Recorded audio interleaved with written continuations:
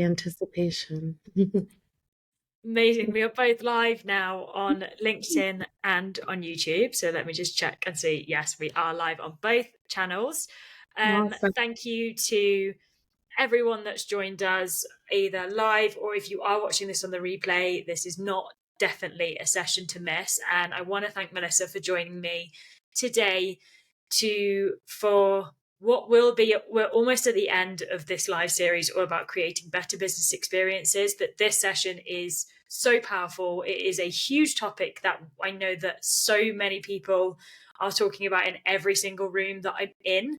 And I'm so happy to have an expert in to talk about a really cool perspective, and looking at opportunities within innovating your new business strategy in a slow economy. So I'd love to introduce Melissa so that you can, well, introduce yourself in the best possible way, probably better than I could do it. Thank you so much, Bella. Thanks for having me, and thanks for everyone who's listening and joining. Um, I'm a business development consultant and growth coach for creative agencies.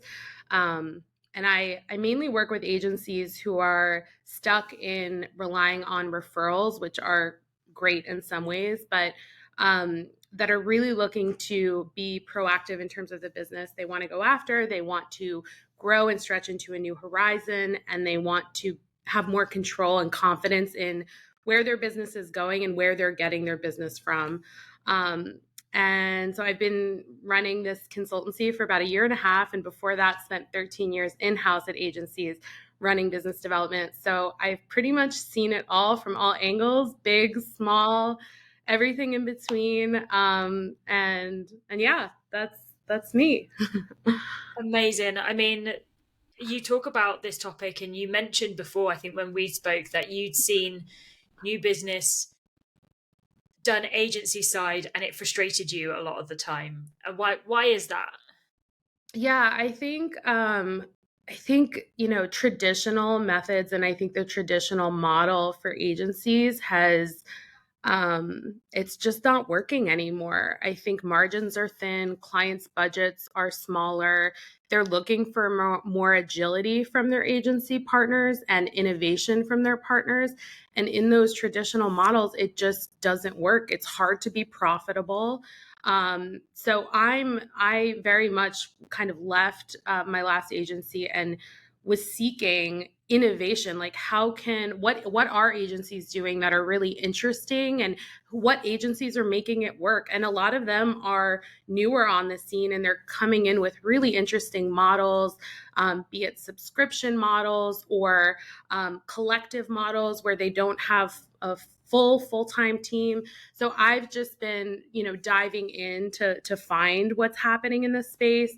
But yeah, I know we'll jump into it later, but those are the agencies that are really thriving right now. They're really embracing the innovation and kind of throwing out the old playbook of this is how an agency looks and, shows up and feels, and they're doing it their own way, which I really commend. It's a risk, but it's paying off. So it's been great to learn that.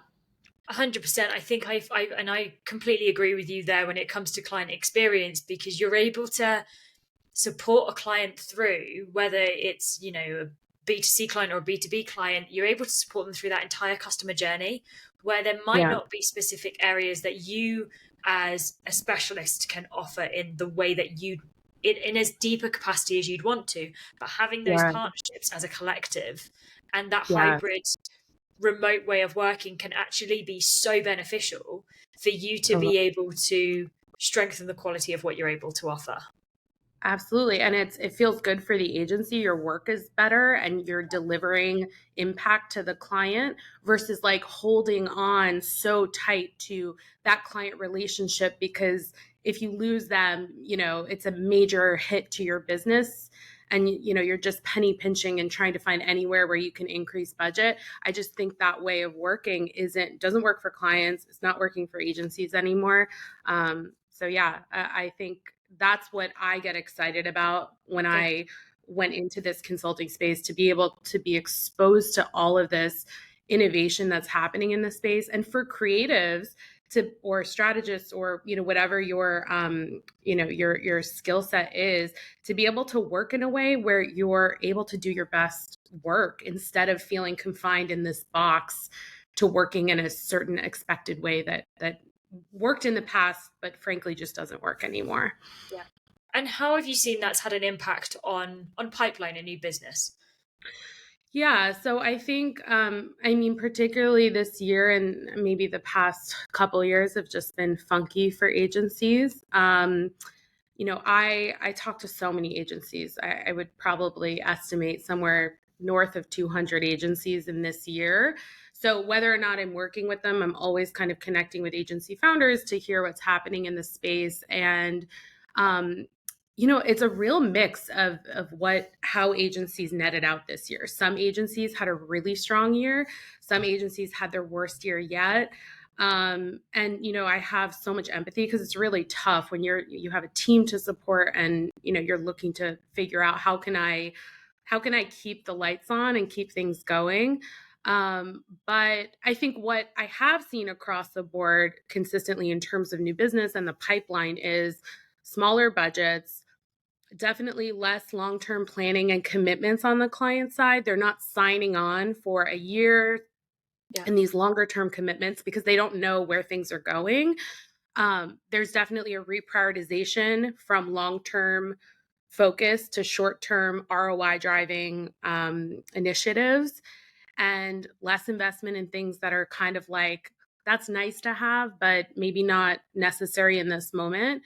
Um, and then you see a lot of risk aversion client side. They don't necessarily want to be trying out new partners right now. They don't want to be, working with agencies that don't have a proven track record in their industry. It's too much of a risk in this moment. So, you see that impacting the pipeline in that, your opportunities might be smaller and far between depending on what industry you're in. If you focus on in a space like consumer goods, you're Yeah. getting huge impact to your pipeline. You're not seeing as many projects there. Um, but but yeah, I think there are agencies thriving in this moment and working around that, and I know we'll dig into the innovation there, but yeah, that's kind of what most agencies are seeing, whether you're doing well or not. Yeah. And I mean, for can you give an examples of I guess in that doing so well, what does that look like and how are they doing things differently? Yeah, Um, or a I story that think you know of that you can give an example of. I think that the agencies that I see doing well, it's not like there's one method that is the method that, oh, if you do this, you win. Because if it was that easy, everyone would have figured that out by now. But I think what I see in common across the agencies that are having a great year is they're experimenting and innovating, and they're looking at their positioning, they're looking at their services, they're Yeah. taking a moment to look at their strategy and say, what's working, what's not working. Let's take this moment to reflect and adapt. And I find that, I've reflected on this myself a lot, being a somewhat younger business, but I think the younger agencies tend to find it easier to do that. Like, you know what? This worked for a little while. We're going to move on. We're going to try something different. And the longer you've been in business, the harder that gets because you start building this foundation of your business, and it just, for whatever reason, it's a false sense of like, I have something to lose. You always have something to lose, but I think the younger businesses have that feeling of, there's a little naivety, there's a little bit of like, whatever, we're starting, it's day one. So they're a little more open to it. But yeah, in general, anyone who's kind of innovating in this moment is doing better, and they're kind of more on their toes, a little bit more nimble to react to what's happening. But I think what's important is not to grip tight and hope for things to go back to the way they were. I think, I learned being a head of biz dev during COVID that that never happened. So I think the tighter you grip and hope and just kind of like sit and wait, you're missing out. The world is moving on, the industry is moving on, and you're missing out on opportunities that are there, which will, in a more positive economy, those agencies are going to continue working with those clients and in a bigger capacity. So it's actually a missed opportunity. You have this window to get in there, and there are pockets and gaps to get in there.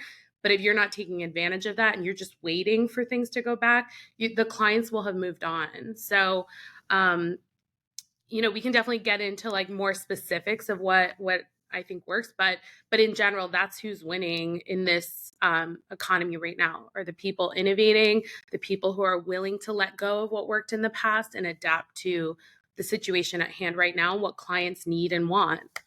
Yeah. And I was going to say, if a founder is thinking of this and is like, do you know what, we're getting a lot of rejection. We are looking at our pipeline and we have a lot of proposals out. No one's making fast decisions. I mean, what would you say to that person right now, that founder right now? I have so much empathy for that because I think there's also a mindset challenge around those moments. You go through a month of no's or like things sitting, and it kills your momentum. Yeah. I talk about momentum so much as like, if you once you lose it, it's really like you have to climb a mountain to get it back. So you don't want to lose that momentum. I think what's key, if you have a full pipeline of things that are just sitting, there's tactics you can do to try to see who is really serious and who's just kind of non-committal and making you sit around. So if they're saying, you know what, let's connect in January, ask if they're willing to, like, hey, if you want to secure your spot to kick off the project in January, we'd love to do that. I'm going to need a deposit. The things like that will help separate the people who are just kind of giving you lip service because they don't want to have the hard conversation and say, we're not interested in working with you, or whatever the reason may be, from the people that are like, no, I truly do want to kick off in January. It's a budgetary thing right now, or, whatever the reason might be, they need to delay. So I think that's something I'm telling my clients right now. Look at your pipeline and try to separate the people that are burning your time from the people that are going to become clients and they're serious about it. And it doesn't have to be desperation. You're busy in January and you want to secure their spot. If they don't want to, that's fine, but you can't guarantee you'll be available come January. So there's things you can do there. I think, another thing I talk a lot about is just be really thoughtful in this, especially in this economy, about the proposals you're sending out. I think too often, I spent many years doing this, too often as agencies, we have a great conversation with a client. We talk through their brief, and then we offer to send a proposal, and as an assumed next step. But that client should be gathering from that initial conversation whether or not they want to work with you. Before the proposal, I see as a formality. It's like, great, I want to work with you. Let's see what this looks like. And maybe you're talking to two people at that point, but we shouldn't just be sending proposals in this economy as a default, because you don't know where that client stands and you could be completely wasting your time. They might not even be, this might be a 6 months out initiative and you're thinking this is potentially money in the pipeline for 2 to 3 months from now. Yeah. So I'm much more in the camp of like, gatekeep your proposals and play a little bit hard to get with clients, not to make it difficult for them to get a quote from you, but make sure it's someone that wants a proposal from you. So don't ask them, let them ask you. And then secondly, when they ask for a proposal, ask them, what is the timeline for when you're hoping to kick this off? Because if they say 3 months, there's no need to scramble and pump out a proposal in 2 days and then it sits there for months. So Yeah. I think clients owe that. It's, responsibility on their part to also be transparent in this, and for the agency as well to ask the questions. How many agencies are you speaking with? How serious are you about moving forward with this project? And what's the timeline? Yeah. Um, and then you'd probably eliminate a good 50% of the proposals you've sent out, and you'd be able to focus on who really is committed and serious about moving forward. Um, yeah, I hate when agencies have a full pipeline, and most of them are long shot opportunities. Like nothing's worse than that feeling of like I have so much here but nothing at the same time. And it's that and you're so right. I mean, I talk a lot to clients about this, is really understand your client before you get to that phase of, you've got to know where they are, you've got to know if Yeah. they're ready, you've got to know really what is that thing that they're looking for, what support do they need, and when do they need it, how do they need it. And when we start asking ourselves these questions, it's we can get a much clearer understanding of the scope of the project, that we can Yeah. clearly deliver and meet and exceed those client expectations, versus trying to push it over the line as fast as possible. Even in this economy, the Totally. client appreciates it Totally. so much more if we actually take that time to really understand where they are, so we can provide the best possible solution versus fitting them into a box that we've got. We look at how we can adapt our box to be able to fit into them. And I know we Exactly. spoke about something to do with really that adaptability of your services, Yeah. to be able to, I mean, not stick to such a rigid schedule of, these are our services, this is the way we work. I mean, how can an agency look at the services they've got and adapt them to a client without worrying about that profitability Yeah. delivery? Um, I think, you know, back to the traditional model of things that are broken, I think the agencies that had the cheesecake factory of menu of services, like this long menu, we do all this stuff. I think it's clear, it's unclear what you specialize in when you have those long lists of capabilities.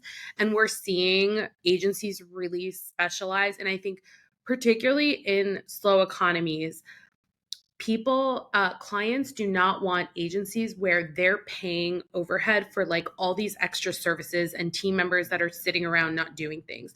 They want a specialist who's going to come in and do an amazing job at one thing, and they're going to save money because they're not spending money on like this whole bloated agency. So I think if you're an agency that still has a cheesecake factory of, here are all our capabilities. Nobody cares what your capabilities are. What are you good at? What are you really good at? What do you nail? What are you specialized in? Your capabilities are sort of irrelevant. What you're capable of doing, I'm capable of doing tons of things, but I do one thing. Like I do one thing really well. I could do a lot of other things. I don't want to. I do the thing I do really well. So just double down on, I know you have a lot of talent and different, but you need to really hone in on a niche and a specialization. This is what we're really good at, and make it clear for the client. This is what we nail.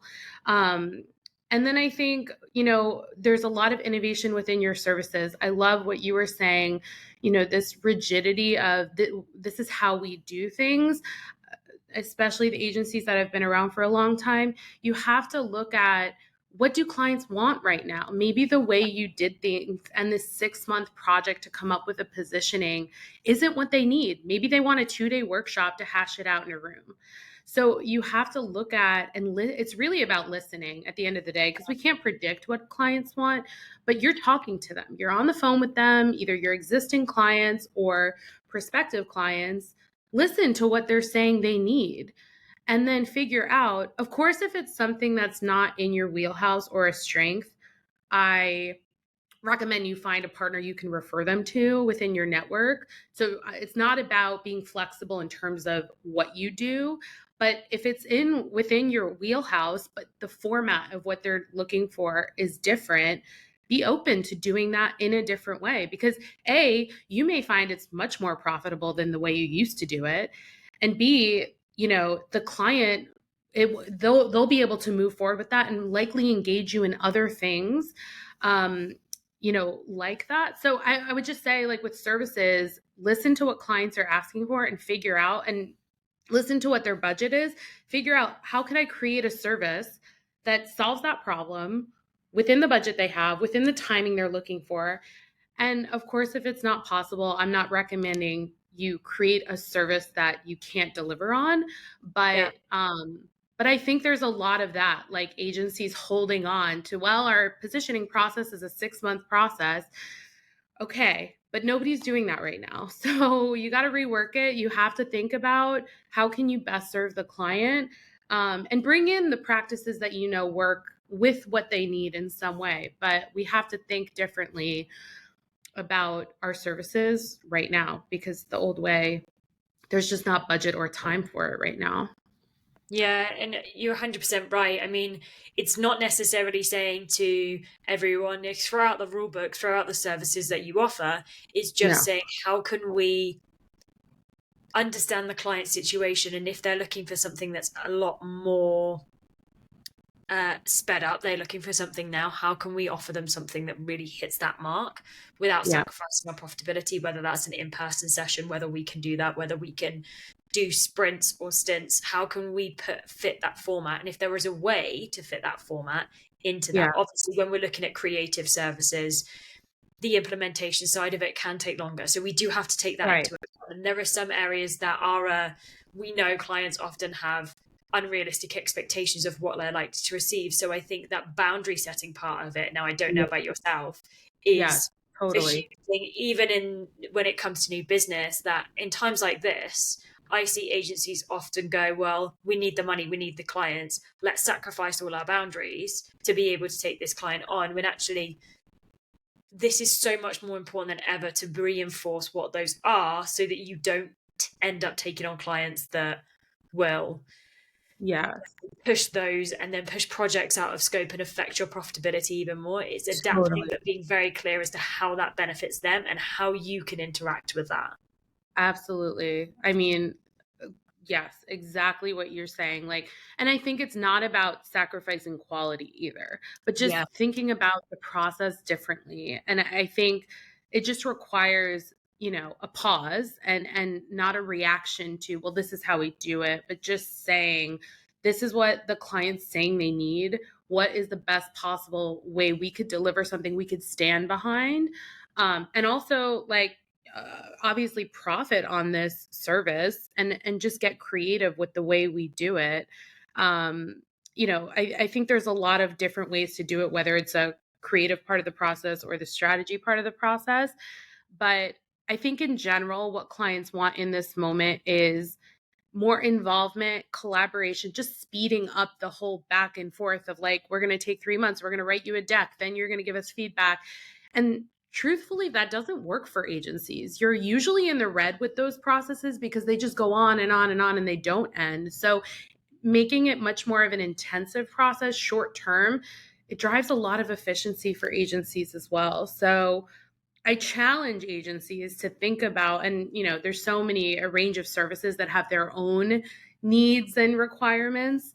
yeah, Um, and I fully agree with what you're saying. Like, don't compromise the quality of the work. Don't compromise your team. Like, they have to work on the weekends to make it work. No, that's not at all what I'm saying. But think differently about, how can we get to this end game in a different way? How yeah, can we bring the client into the process? How can we make it a little bit more iterative? How can our team get to be more creative in that process?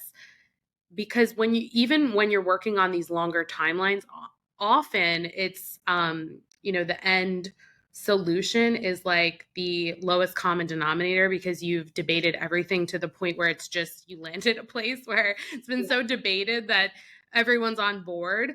And the people behind it are no longer feeling inspired or creative at that point in the process anyway. So I think there's a lot of creativity that can come from doing things differently.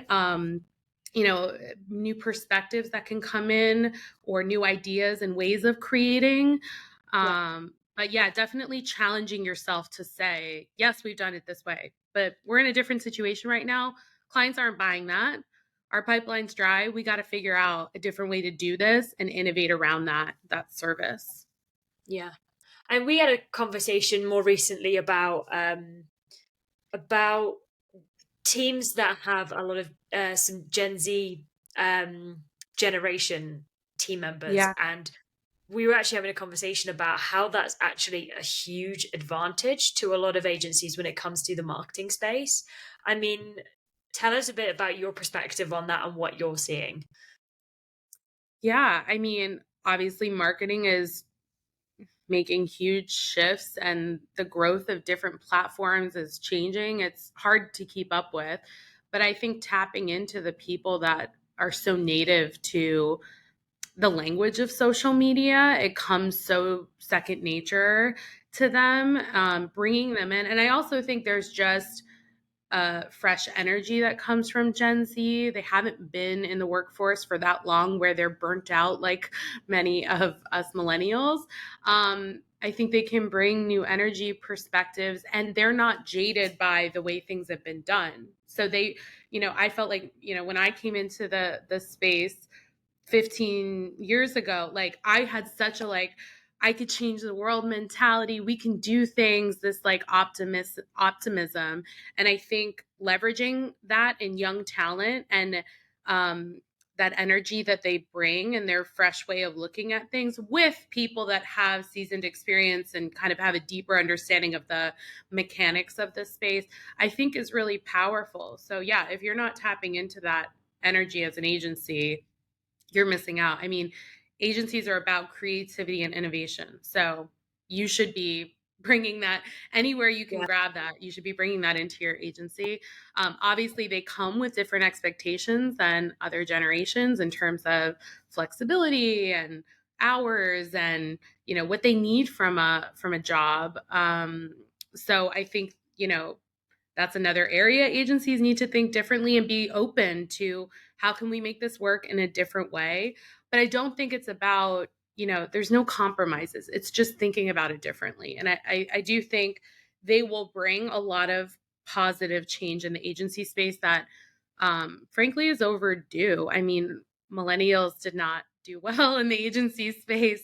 Most of them are burnt out, have left the industry, or have gone off and created their own agency because they can't function in these bigger agencies anymore. So obviously something's not working there. And it's, I think, tapping into Gen Z and just embracing that and saying, how can we leverage this talent, this energy in our agency and think about things differently and move forward as a business through that.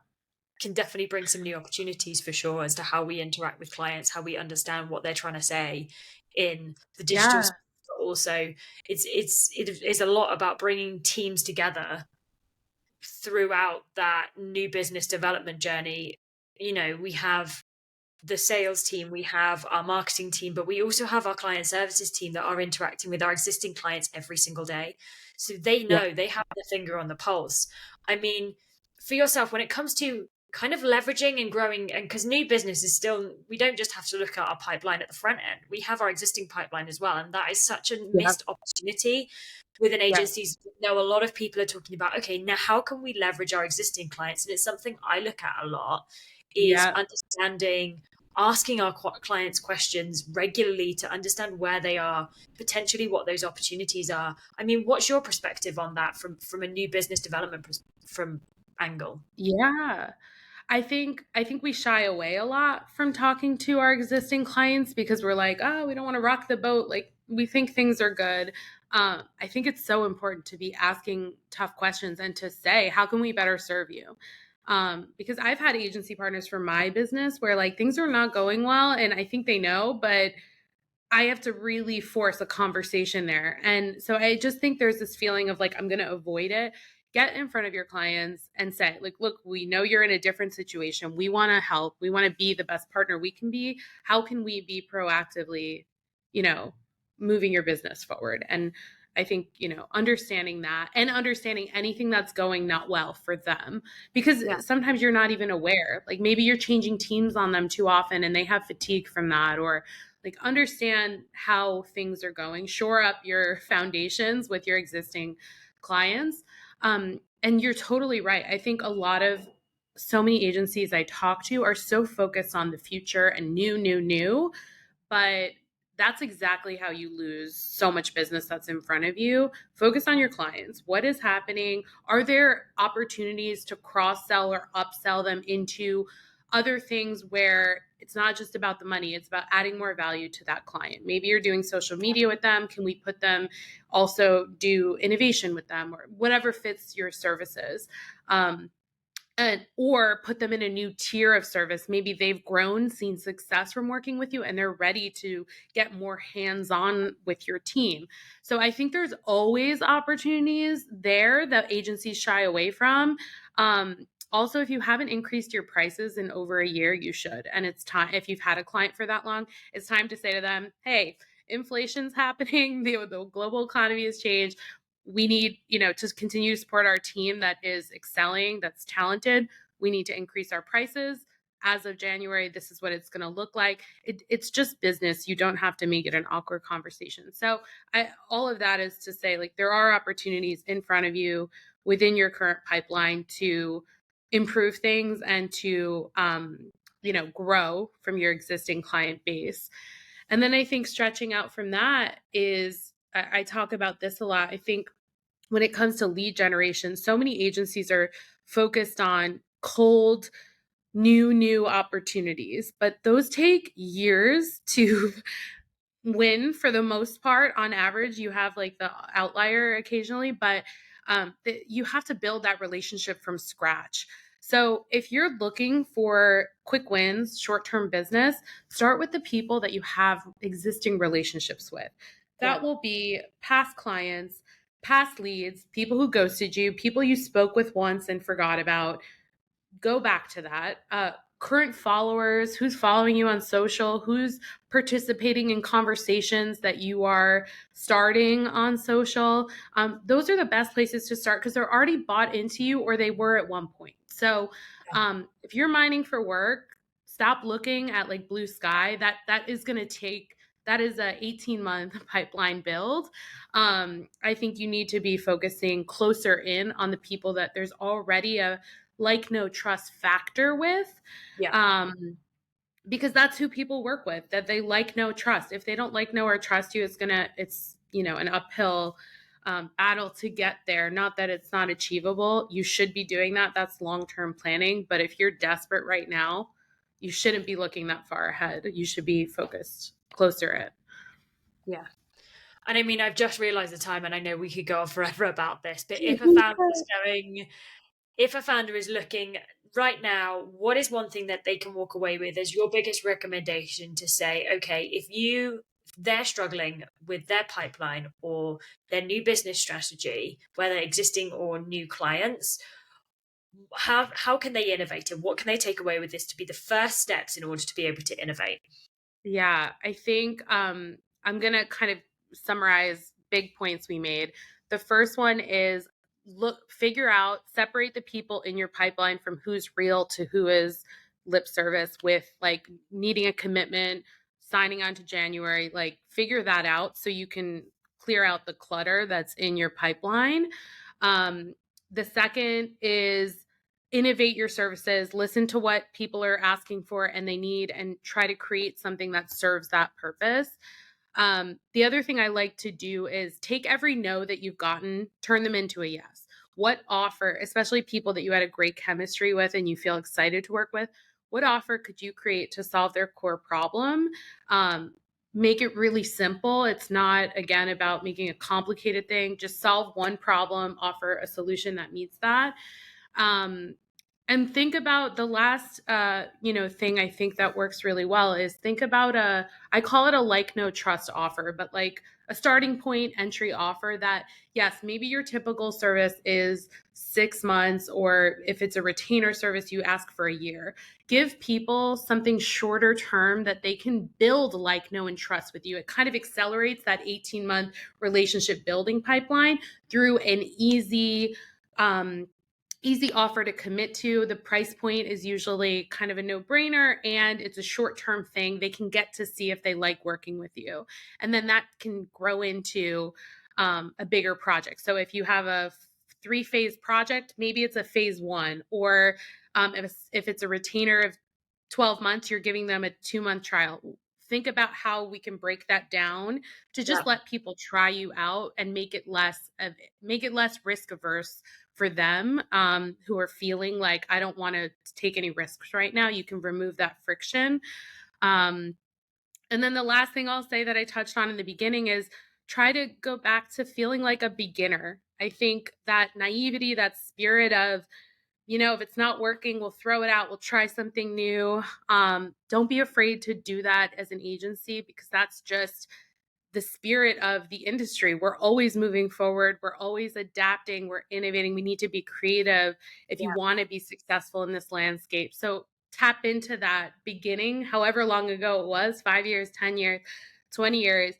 Just go back in with, we're starting from today and we're going to answer what clients need and build the best business around that. So, um, those are my kind of recapping thoughts, but hopefully good ideas in there for agencies out there. 100%. I mean, I think you could probably take that model and adapt it to so many different businesses as well if they are listening to this. Is, you know, we always can find different ways to innovate. Is just being able to and sometimes it's just being able to take a step back and go, okay, what's currently happening and what can I do differently? Something's obviously not working. It's being able to find where that problem is. I mean, Yep. if someone is looking for support with this, one, where can they come and find you, and how can they possibly work with you now? Yes. So my website, waverlyave.com, is probably the best place to go to find out more information about me and how you can work with me.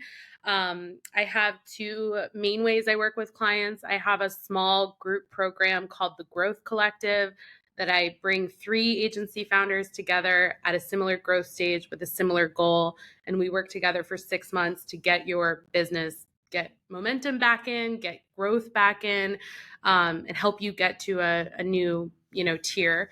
And then I work one-on-one consulting with clients as well. So yeah, website is probably the best place to find me, or LinkedIn. There's plenty of information on my LinkedIn profile.